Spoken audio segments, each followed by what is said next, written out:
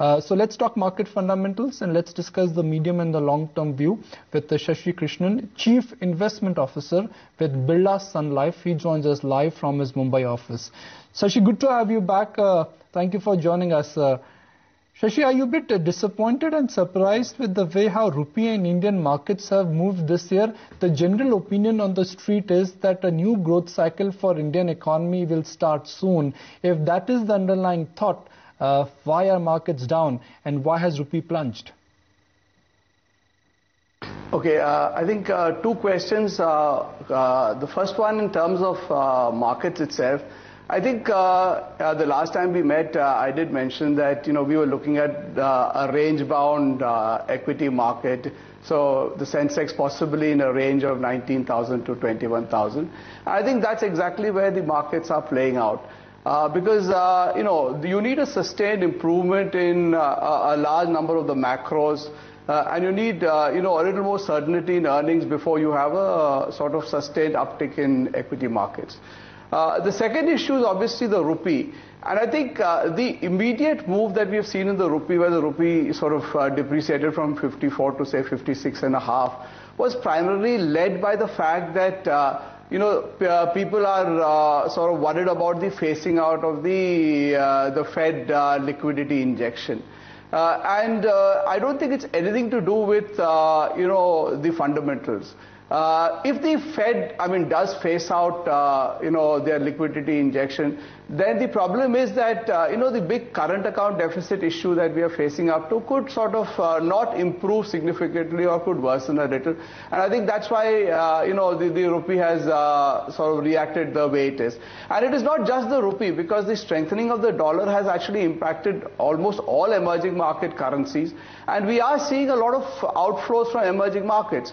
So if you look at the last couple of days, at least in the debt markets itself, we've had almost 1.8, 1.9 billion, USD getting out. The equity markets actually haven't had so much of an impact yet. So I think the rupee movement is more reflecting the view that, global investors, especially in currencies and bonds, have on, the strengthening dollar and the Fed sort of phasing out its liquidity and monetary easing.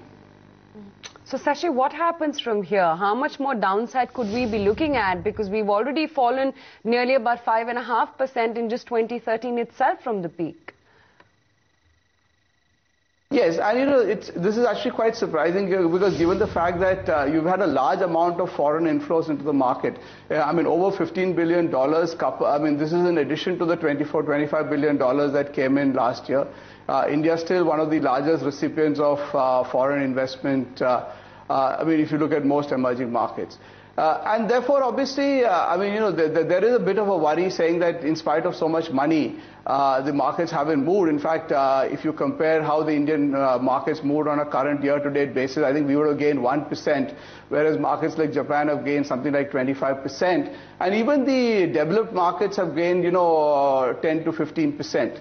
So there is obviously a little bit of disappointment in the fact that, in spite of improving macros, in spite of, some reform process coming back, the markets haven't moved. But having said that, I think I'd still believe that the market is polarized in as much as a large part of the money that has come into the Indian markets have gone into sort of well-performing stocks that are, not clearly linked to, any policy issues, like, sectors like the pharmaceutical sector, sectors like FMCG, sectors like IT. And, this polarization, is bringing out a very strange situation where you've got, say, 10 to 15% of the stocks, quoting at, valuations of 30, 40 times, whereas the rest of the market, where there's actually still a lot of value, quoting at, 10 times or cheaper, bringing the overall Sensex P to something like, 14, 15 times, which is really not very representative. I think there is still a lot of value in the market, and, globally there is a little more consensus that, liquidity will continue. I think markets should sort of start recovering. Right, Shashi, so how do you see the second half of this calendar year moving? Because surely in the second half of this year, all the political talk will surface up. Yes, Nikunj, I quite agree that there is a little bit of political uncertainty that will sort of catch up with us as we get into the second half. And I mean, a lot of the decision making then will become, short-termish, whereas people will be just looking at, the next 6 months or the next 3 months in terms of a lot of the decisions that impact the macro economy. But as of today, as I look at it, I think there are a large number of positives that have happened. One is that the Cabinet Committee on Investment has been moving, and we've had a large number of projects, almost 350 billion rupees or more, especially in sectors like the power and the coal sector that have been cleared or are moving ahead.